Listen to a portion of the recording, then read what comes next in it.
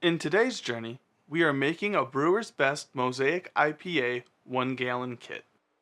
We start by inspecting our kit to make sure that all of the ingredients are here.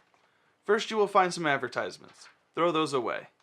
Then the instructions. These are important and keep them on hand for note keeping. Then we will find our mixed grains pre-cracked along with the hop packs.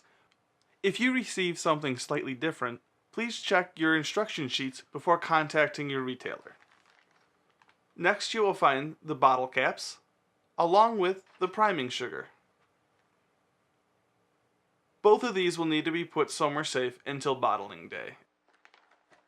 Then comes the malt extract. This kit comes with 2 bags, a 1-pound bag and an 8-ounce bag of pale, dry malt extract. Second to last, we have the yeast. This beer comes with the USO 5, as it is a strong, bulletproof yeast for this beer style. And then finally, we have the all-important muslin bag for holding the steeping grains. We will be placing the caps and priming sugar in the box for safekeeping. Now prepare 1.5 gallons of water. We don't like the taste of our well, so we'll be using store-bought spring water instead. We are using something slightly different, but we recommend using a brew pot that can comfortably fit 8 quarts or 2 gallons of boiling water. A larger pot is recommended. And we begin by putting 1.5 gallons of water into our brew pot. Avoid using hard, distilled, or water with chlorine.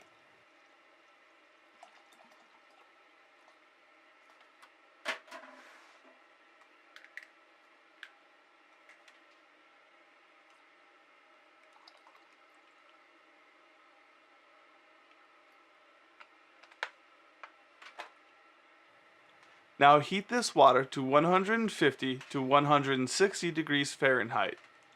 Keep the water temperature below 170 degrees Fahrenheit to avoid extracting astringent tannins from the grains.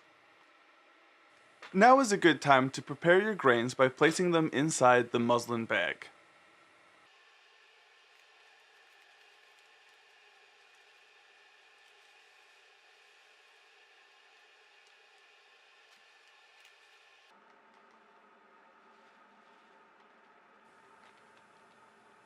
When putting the grains into the bag, it is a good idea to make sure that you tie the knot towards the end so that the grains have plenty of room to move around in. I like to wiggle the bag around a little bit to allow any of the really fine grain dust to fall out before placing it into the water.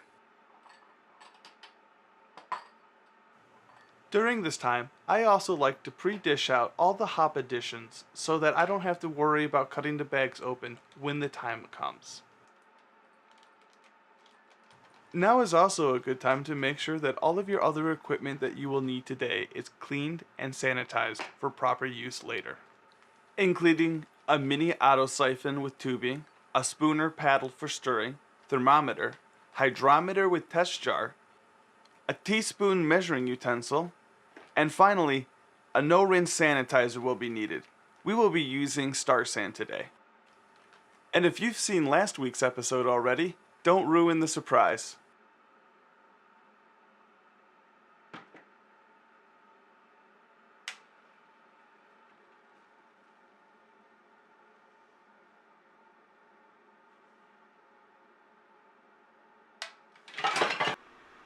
And that's why we recommend not brewing like us. So we will continue the rest of this demonstration with a stainless steel pot instead, as we wait for a replacement beaker to arrive. After topping off with the remaining water, we return to the same spot we left you at, bringing 1.5 gallons of water to 150 to 160 degrees Fahrenheit.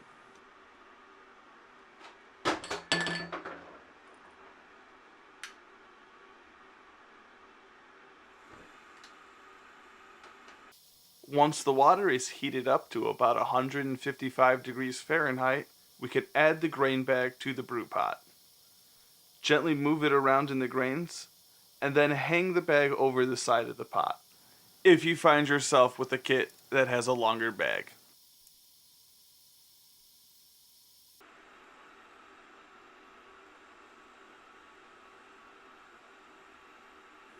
Once we reach temperature, we now steep the grains for 20 minutes. We will be fast forwarding for your convenience.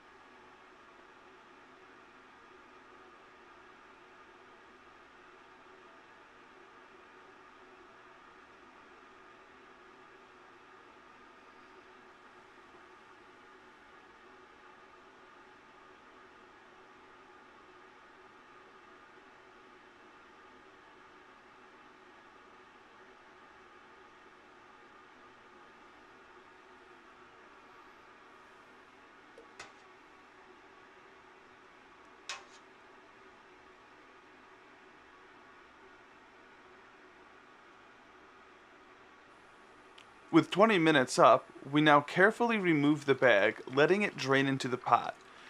Do not squeeze the bag to get more liquid out of the grain. It will cause tannins to leach out, leading to off flavors.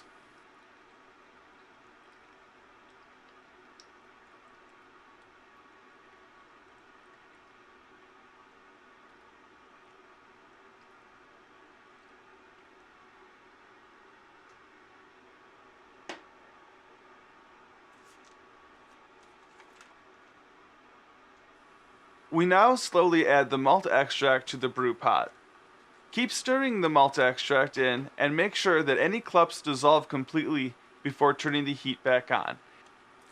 Our water has now become wort, the sugary solution that the yeast will make into beer later.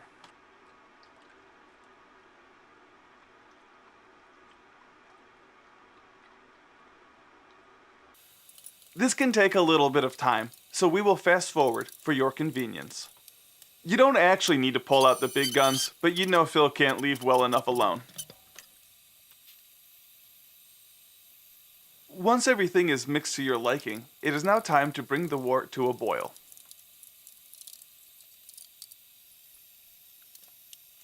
It is at this point we make the full commitment into not turning our back on the brew pot, as we have to watch to make sure to avoid boilovers. If you do see a boil over start, the best thing to do is to kill the heat immediately. This is where brewing in an oversized pot definitely has its advantages.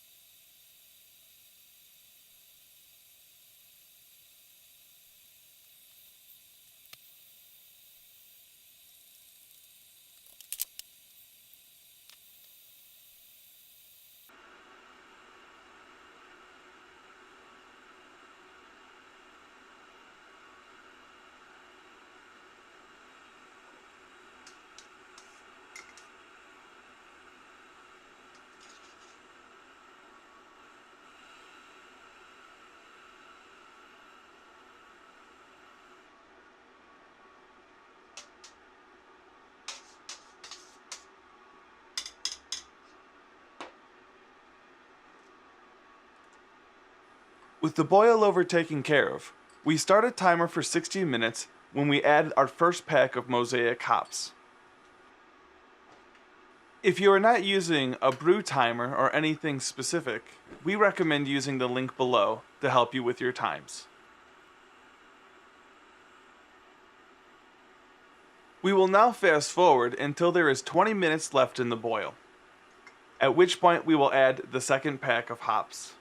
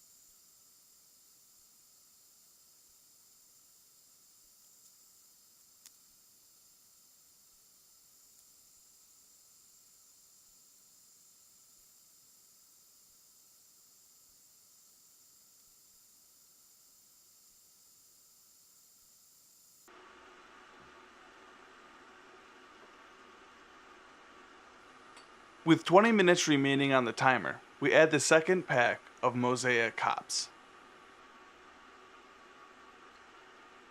If you missed your mark, don't worry, just add them when you get a chance. Your beer will still turn out great.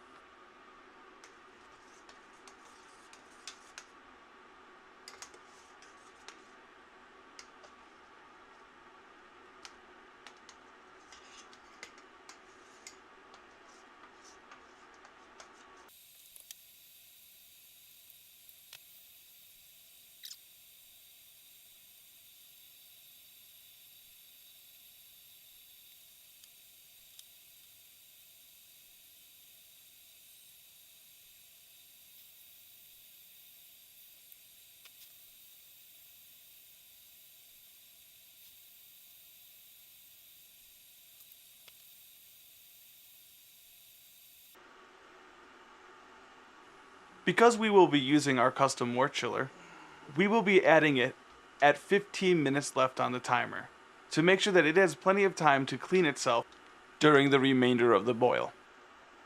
We will now fast forward to the final 10 minutes of boiling.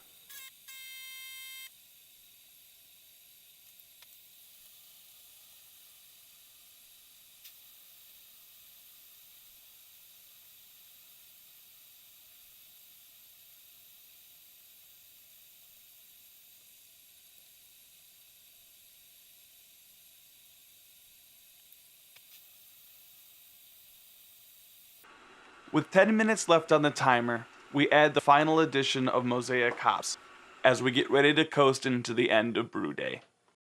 We will now fast forward to the 0 minute.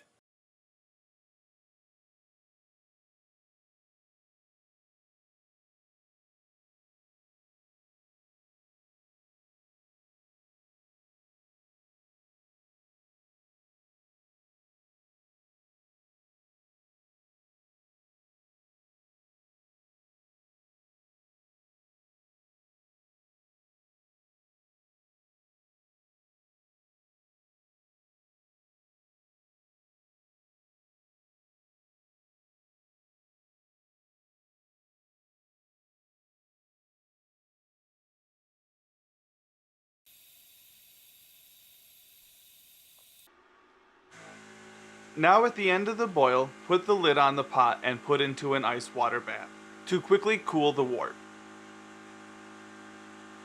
In classic Phil's overkill method, he'll be using his wort chiller to make even quicker work of cooling down the wort.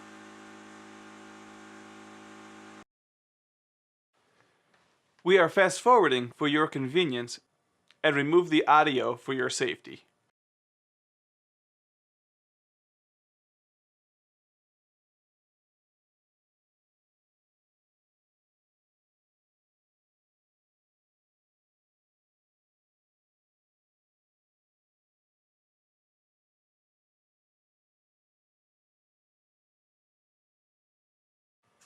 As we approach room temperature, you will want to make sure that the remaining equipment is cleaned and sanitized, including an airlock, a 2-gallon fermentation bucket with lid, and a mini auto siphon with a hose.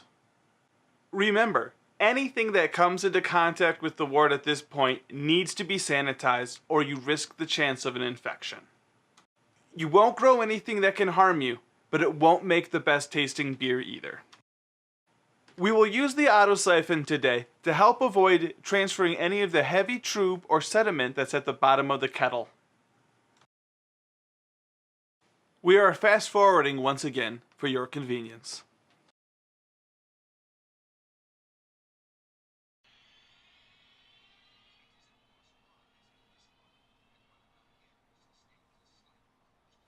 Just remember that there will always be the quantity versus quality conundrum.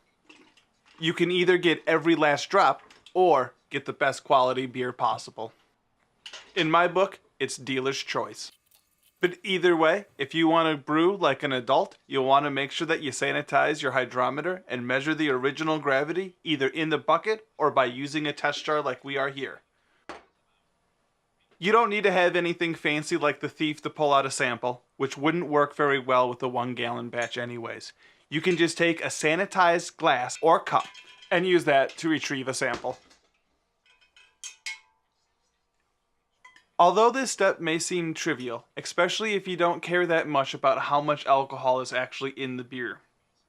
But if you end up coming across a problem during fermentation later, these are going to be some of the questions you will be asked almost right away. Basically, is it plugged in? What's your original gravity? And what's your current gravity? Once your hydrometer settles down, make a note of its current reading in your Brewers Best recipe card. If your reading is high or low, please discuss any problems down below or contact your local homebrew supply shop.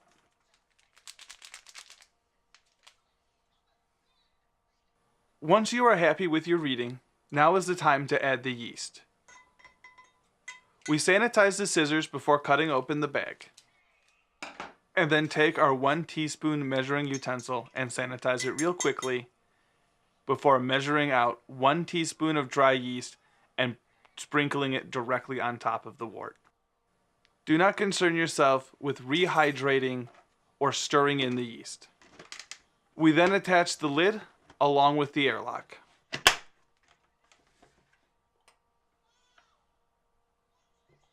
I recommend using a primary or economy airlock and fill it halfway with sanitized water. Keep the bucket in a spot with a stable temperature of 65 to 70 degrees Fahrenheit or 18.3 to 21.1 degrees Celsius. We will be using our fermentation chamber to maintain the temperature, but that is unnecessary for a first-time brewer, so long as your room is not excessively drafty. Fermentation should start within 24 hours with bubbles rising out of the airlock. However, it can take up to 48 hours, so don't panic if you don't see anything right away. It should continue to ferment for 4 to 7 days and start to finish up when the bubbles in the airlocks slow or stops. About 5 or fewer bubbles per minute in the airlock. Our wort is now beer in the bucket. And now we are ready to move on to secondary fermentation. Once we are ready to do the transfer, you will want to sanitize a 1-gallon glass jug, the screw cap, an airlock, and a mini auto siphon and tubing.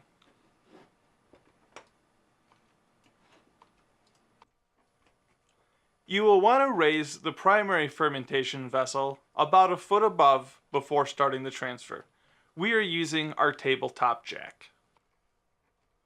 Because alcohol is now present in our solution, we will want to make sure that we avoid any excessive aeration of the liquid.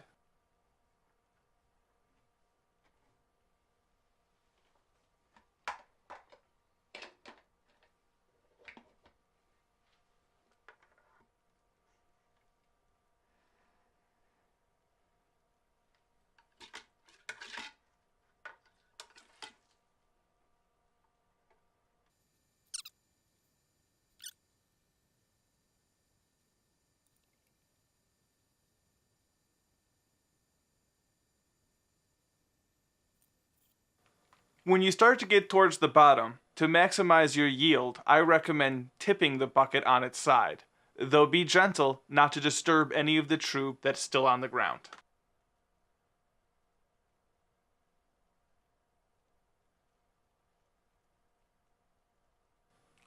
Towards the end of the transfer, you will again be asked the question of quantity versus quality.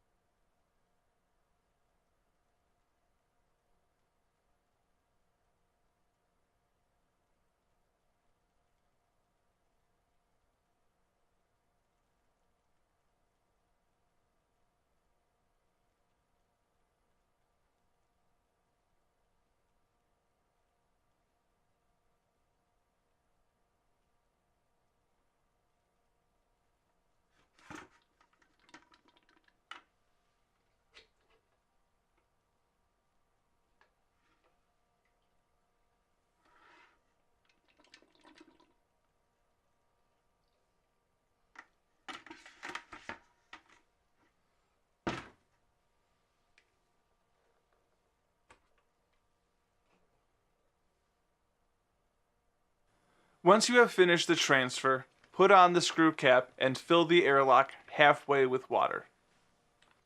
Return the beer to its original fermentation station and allow to sit for another week to 2.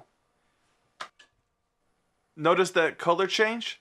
That is the benefit of allowing more time for clarification. We start the day by taking a sample, although Phil apparently has decided to skip this. You will use this sample to take another hydrometer reading and use that to use the calculation for figuring out how much alcohol is actually present in the beer.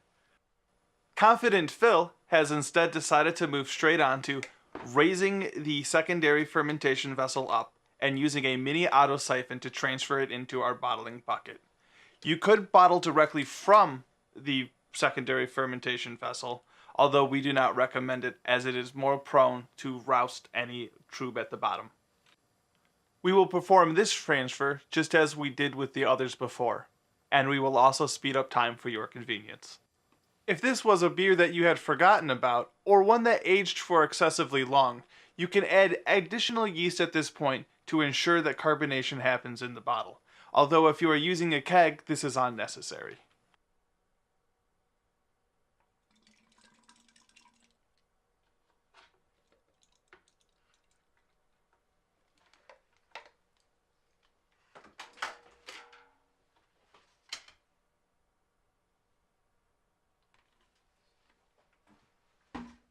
Once we clear our work area, we are going to raise the bottling bucket off screen into our rack above.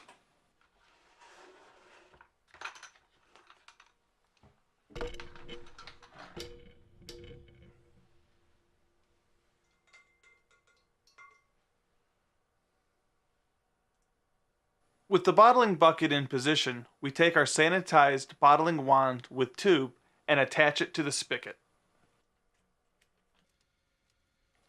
Phil seems to be having some trouble getting it on. Today, we will be bottling in 2 different types of bottles: swing top easy caps and crown caps. When using crown caps, you will want to make sure that you open the bag and sanitize the caps before using. Way to go, genius. Luckily, they give you way more caps than you're gonna need. So if it's your first time doing bottling with crown caps, it's strongly recommend to take a few empty bottles and give it a few practice tries. Your instructions will say to use the priming sugar included with the kit, but if your goal is simplicity, I highly recommend using carbonation drops. Instead of having to go through the hassle of boiling water, you will just need to take one of these tablets per bottle and put them in after filling. We got about 8 bottles today, but I highly recommend having about 10 on hand ready to go pre-sanitized. Start by tilting the bottle at an angle and pushing the bottling wand all the way down until the flow starts.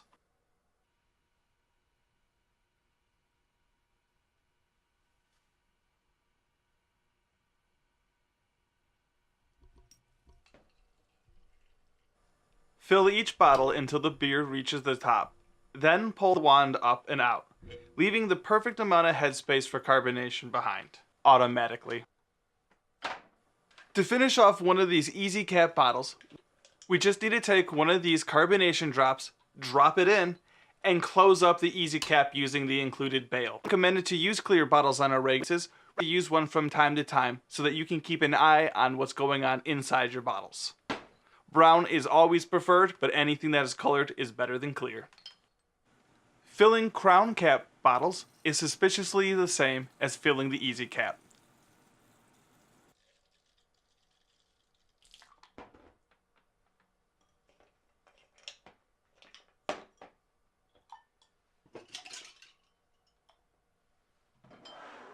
The only real difference is that we'll want to take one of the caps that have been pre-sanitized, place it on top before using the Red Baron capper.